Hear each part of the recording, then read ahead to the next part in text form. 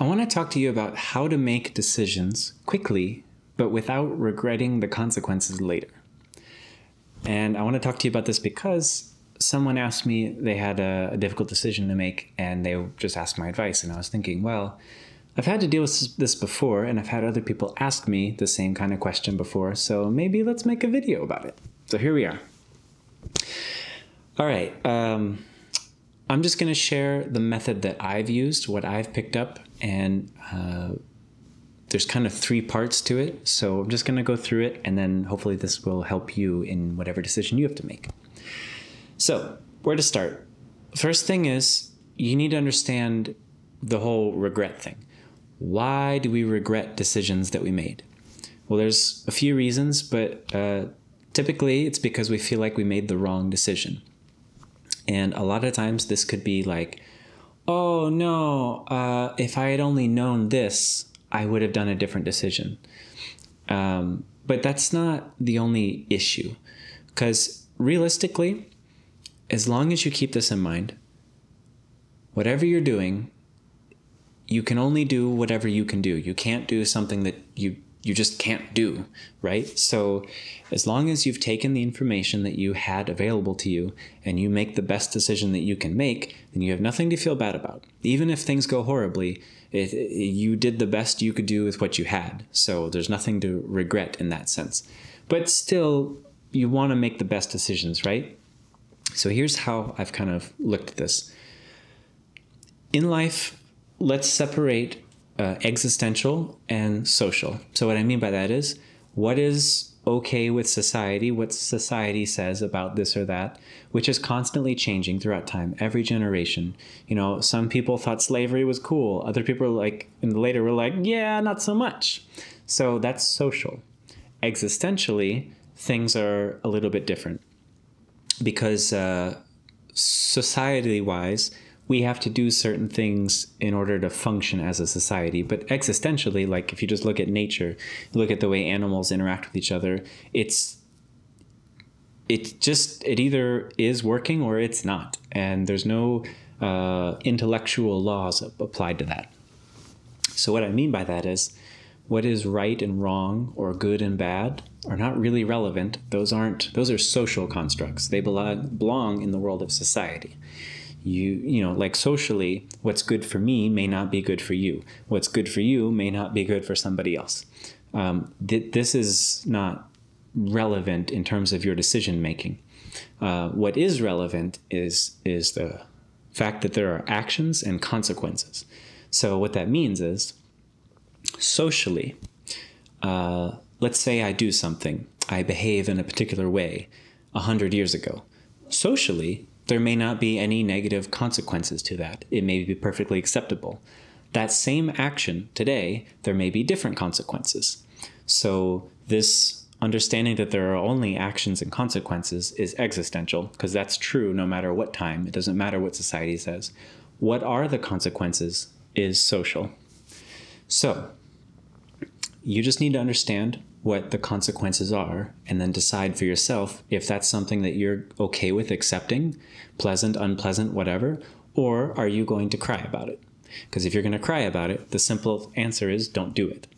But if you're going to have to make decisions, which potentially no matter what decision you make, there may be a time when that choice is before you and it doesn't matter which way you go, it's going to be negative for you, unpleasant for you. You may have to deal with something like that that's very difficult. So in such a case, or maybe both things are really good, but you can't do both of them. Either way, there are consequences. So are you okay with the consequences or not? And the only way to know that is the second aspect of this triage, which is you have to know what is the most valuable, the most high-ranking kind of thing you could be doing with your life, your tiny little brief time on this planet. What's the most valuable thing you could be doing with that? And I want you to separate that from social and just like you as an individual. Because society will have their own ideas of what's good, bad, right, wrong, what you should do, what you should not do. But you need to answer yourself because you were born alone and you will die alone, and all the middle stuff is your choice. So you can compulsively just react to whatever society says, or you can sit and think and decide for yourself what you want to do.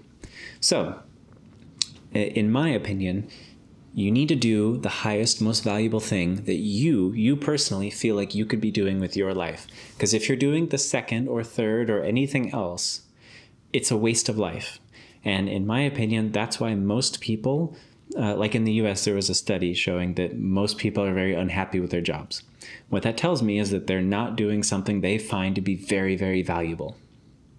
And there's many, many reasons why that could happen. I'm not judging or knocking on them. I'm just saying that's the reality. For whatever reason, you're doing something you don't find valuable. So figure out what is valuable for you. Because if you have to do something unpleasant, if there's a very strong, important for you reason why you're doing it, it won't matter. You won't cry about those consequences. You'll just power right through it because it's what's needed and you have to do it in order to get where you're trying to go. So think of this like you're a captain sailing across the ocean, right?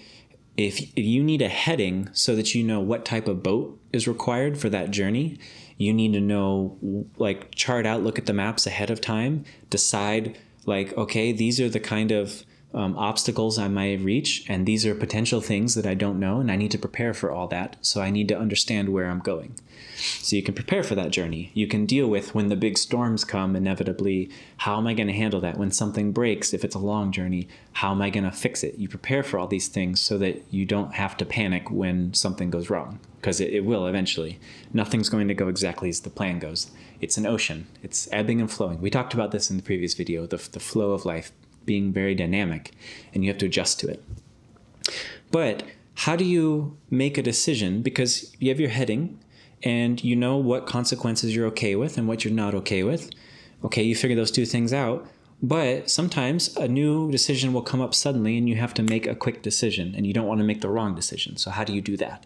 Because maybe if I sit and think of it and go through the pros and cons and calculate all this stuff, I could come to the right decision. But if I do it quickly, what if I make the wrong one?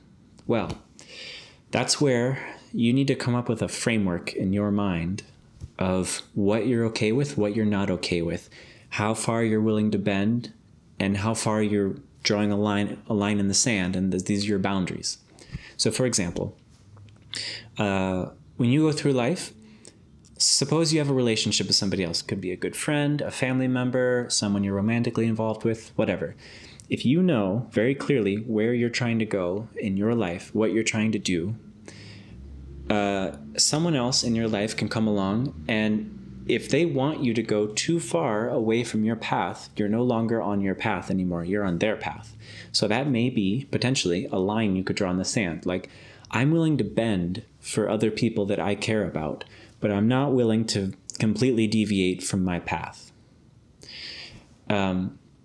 And by the way, it's not that you have to pick the thing that you're going to stick with for the rest of your life. It's just that you need to know what is in this moment, the most valuable, most important thing that you want to do with your life. If something comes along and that's even more valuable, then what you were focusing on has now become second most valuable. So you need to shift course and go toward what is most valuable, the most important thing you could be doing. So for a lot of people, this happens, for example, when they have a kid. Now that kid has become far more important than them. So they set aside some of their own stuff so that they can do what is most valuable for this child.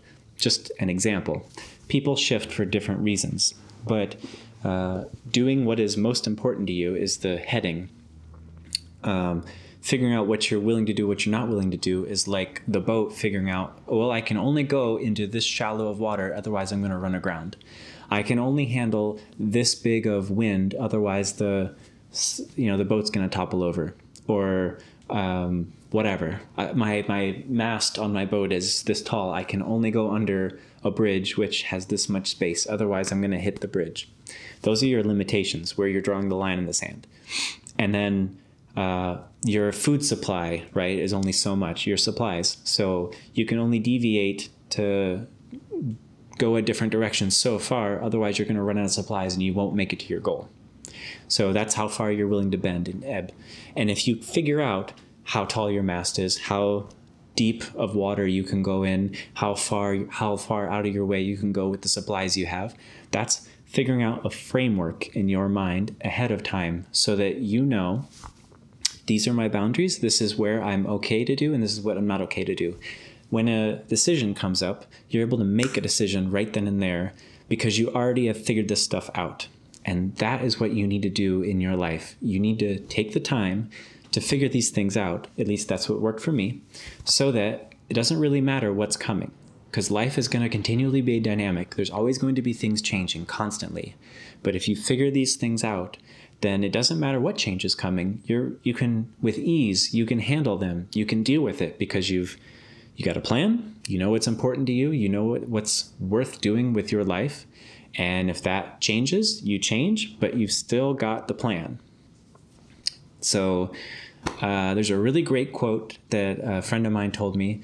I don't know if it's him. I think someone else said this, but the quote is this: the plan is the plan, but the flow is the flow. So what that means is you may have a plan. That plan may change because let's say you're that boat example. Well, you may realize, you know what, the current is drifting me over here and there's not a lot I can do about it. So I guess I'm going over here. That's the flow.